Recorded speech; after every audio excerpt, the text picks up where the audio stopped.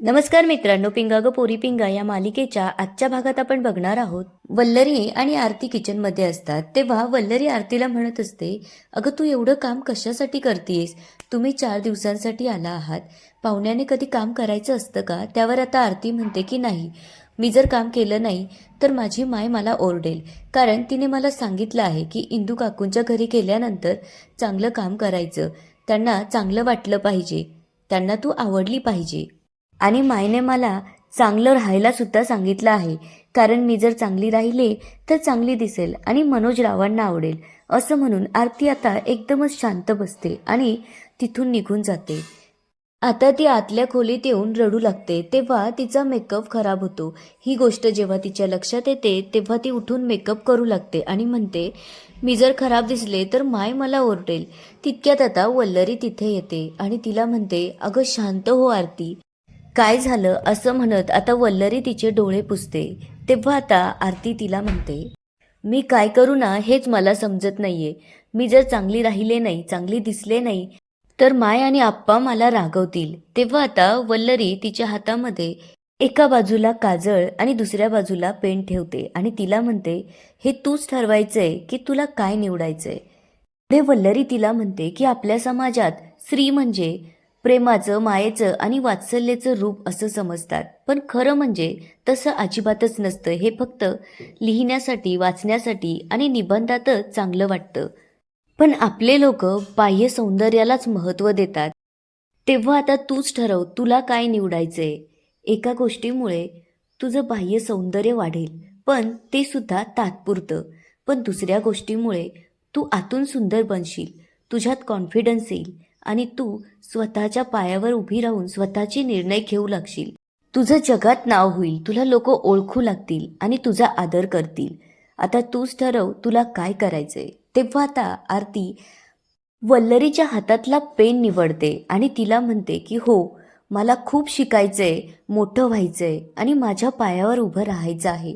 मला तुमच्यासारखं मोठं व्हायचंय. असं म्हणून आता ती रडू लागते. तेव्हा आता वल्लरी तिला जवळ घेते आणि मिठी मारते. तेव्हा ती म्हणते की मी काय करू हेच मला समजत नाही. माझी माय आणि आप्पा यासाठी तयार होणार नाही. तेव्हा वल्लरी म्हणते, तू अजिबातच काळजी करू नकोस, मी आहे ना, मी तुझ्या पाठीशी खंबीर उभी राहील. आता इकडे मिठू आणि प्रेरणा धुरपदा काकूंना आईस्क्रीम खायला घेऊन आलेले असतात.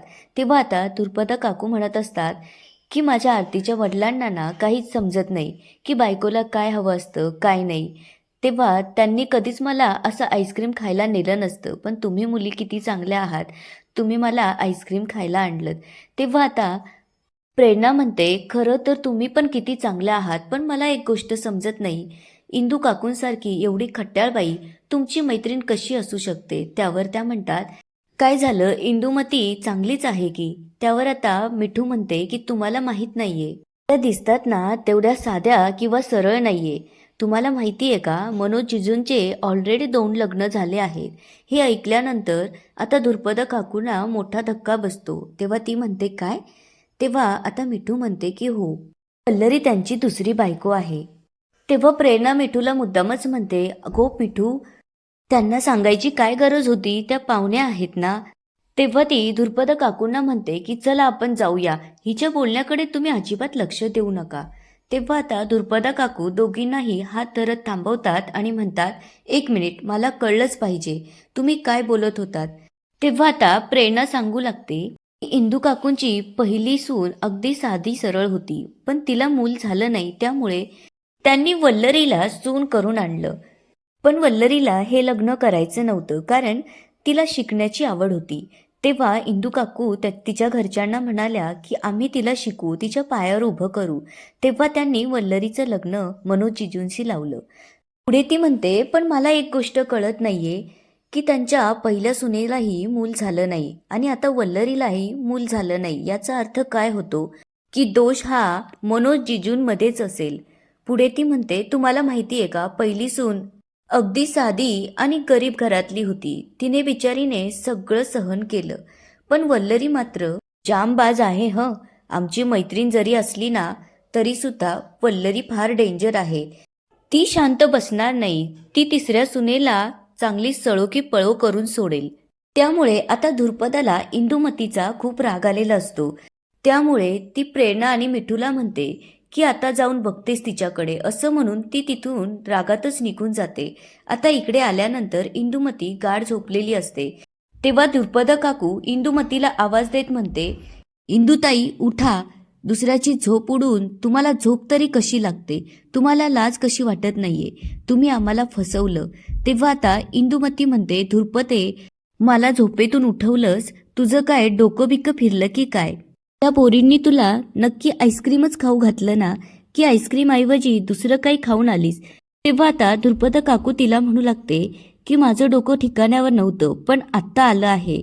तू आमची फसवणूक केलीस. त्यावर आता इंदुमती तिच्यावर ओरडत म्हणते की शांत बस, तुझ्या तोंडाचा पट्टा आधी बंद कर, नाहीतर माझ्या इतकी वाईट बाई दुसरी कोणीच नसणार. तितक्यात आता वल्लरी आणि आरती तिथे येतात. तेव्हा वल्लरी म्हणते की काय चालू आहे तुमचं, शांत बसा.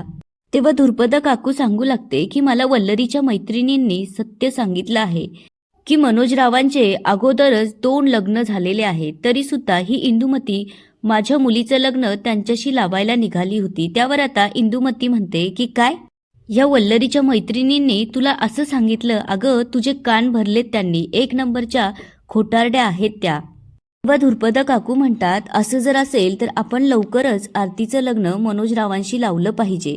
तितक्यात आता आरती त्यांना म्हणते की नाही, मला हे लग्न करायचं नाहीये, मला शिकायचंय, मला माझ्या पायावर उभं राहायचंय. तेव्हा आता तिची आई तिच्याजवळ जाऊन म्हणते की एक शब्द सुद्धा बोलू नकोस, त्या पोरींनी नक्कीच तुझे सुद्धा कान भरलेले दिसतात.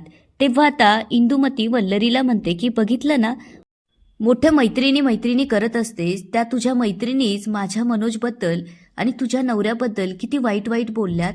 1 नंबरच्या नालायक मैत्रिणी आहेत तुझ्या. तेव्हा आता वल्लरी तिच्यावर ओरडत म्हणते की सासूबाई शांत बसा, खूप झालं, मी माझ्या मैत्रिणींबद्दल एक शब्द सुद्धा ऐकून घेणार नाहीये. तेव्हा इंदुमती म्हणते, वल्लरी तोंड सांभाळून बोल, तुझ्या मैत्रिणींबद्दल बोलले तर चुरूचुरू जीभ चालायला लागली, पण त्या माझ्या मनाबद्दल एवढं बोलल्या, त्याचं काही बी वाटलं नाही तुला?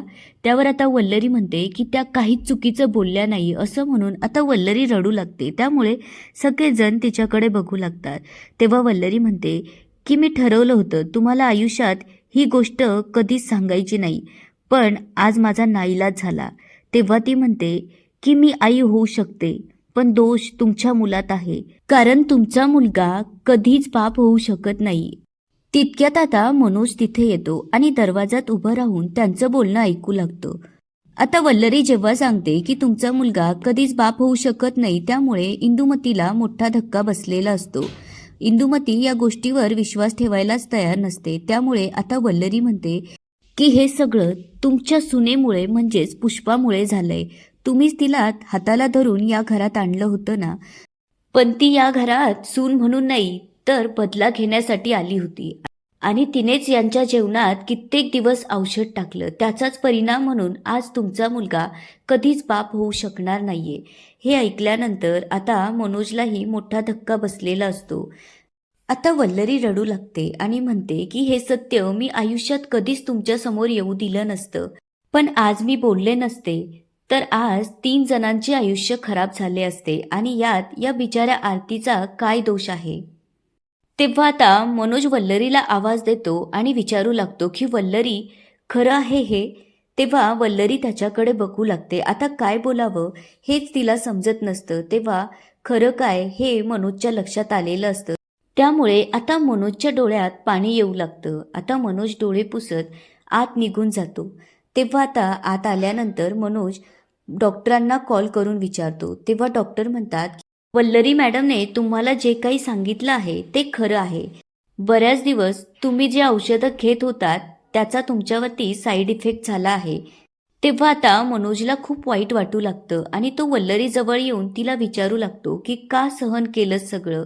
तेव्हा वल्लरी म्हणते की खरं सांगण्याची माझ्यात हिंमतच नव्हती आणि आपलं बाळ हे तुमचं सगळ्यात मोठं स्वप्न होतं आणि तुम्ही जर बाप होऊ शकणार नाही ही गोष्ट तुम्हाला कळली असती तर तुमचं काय झालं असतं याची कल्पना होती मला. त्यामुळेच मी सत्य लपवून ठेवलं आता मनोज तिला म्हणतो, जे झालं ते झालं, पण वल्लरी, मी आता एक निर्णय घेतला आहे. आणि याच ठिकाणी आजचा एपिसोड संपतो. आता पुढच्या भागात आपल्याला असं पाहायला मिळतं की इंदुमती ही गोष्ट मान्य करायला तयार नसते. तेव्हा आता मनोज तिला सांगतो की आई, वल्लरी जे काही बोलतीये ते खरं आहे, कारण मी डॉक्टरांशी बोललो आहे.